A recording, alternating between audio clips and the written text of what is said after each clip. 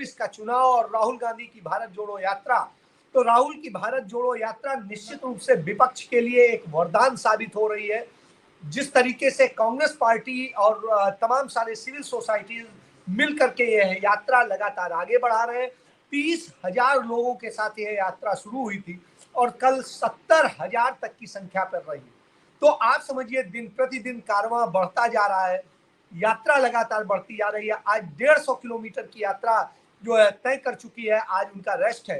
तो इससे माना जाता है। दूसरी तरफ नीतीश कुमार भी विपक्ष को एक करने की कोशिश कर रहे हैं। ये सारी कोशिशें चल रही हैं कि कहाँ एका हो जाए, कहाँ क्या हो जाए। लेकिन यदि सचमुच आपको इस आताताई तानाशाहपूर्ण सरकार को हटाना है तो आपको कांग्रेस के पीछे आना पड़ेगा, क्योंकि 2024 का चुनाव किसी राज्य का चुनाव नहीं है, वो किसी जाति धर्म का चुनाव नहीं है, वो सिर्फ और सिर्फ देश का चुनाव है। क्योंकि देश में आज बहुत सारी समस्याएं खड़ी हैं। देश भुखमरी का शिकार है, देश बेरोजगारी का शिकार है, देश की शिक्षा व्यवस्था ध्वस्त हो चुकी है, स्वास्थ्य व्यवस्था ध्वस्त हो चुकी है।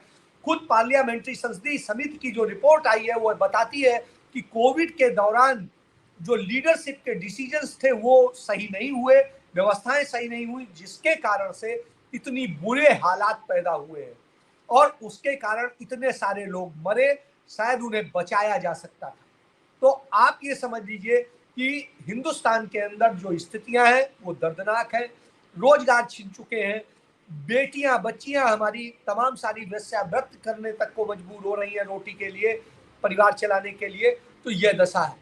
आज रोजगार के लिए धक्के खाते लोग हैं। सरकार पद खत्म करती जा रही है नए सृजित करने की बजाय। जब जनसंख्या के अनुपात में पद बढ़ाए जाते हैं, उल्टा यहां पर सरकारी नौकरियां खत्म की जा रही, कम की जा रही, सरकारी संपत्तियां बेची जा रही हैं, सरकारी कंपनियां बेची जा रही हैं।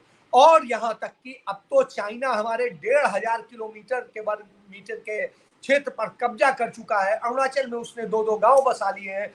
इसके बावजूद जो है, जब सरकार, मोदी सरकार आंख मूंदे बैठी हो और अपनी वाहवाही कर रही हो, तो उस स्थिति में एक चीज सोचने में आता है कि अब तो इसका जवाब कौन देगा। इसका जवाब 2024 देगा, जब 2024 में इस देश की जनता के हाथ में वो बटन आएगा कि जिसके जरिए वो तय करे कि उसे कौन सी सरकार चुननी है। देश को बनाने वाली सरकार, वो सरकार जिसने विश्व में जब आर्थिक मंदी आई थी तब आपको बचाया था 2008 में, वो सरकार चुननी है, या